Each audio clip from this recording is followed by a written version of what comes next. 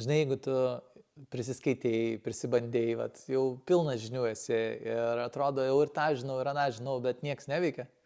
Tai čia vienas iš požymių, kad greičiausiai paleidimai tau yra ypač reikalingi, nes tas procesas padės tas visas žinias nuleisti kūną į patyrimą, į realų išgyvenimą, o ne tik tais kažkokį teorinį žinojimą.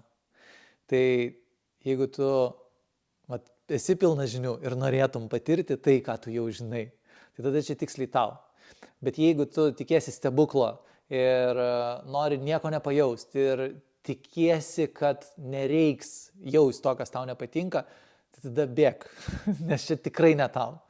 Nes susitikti su savim reiškia susitikti su tais jausmais, kurie yra, ir kartais tai bus labai smagu ir fainai, nes kažkas atsivers, ko tu net neįsivaizdavai, o kartais tai bus ne visai skanu ir malonu.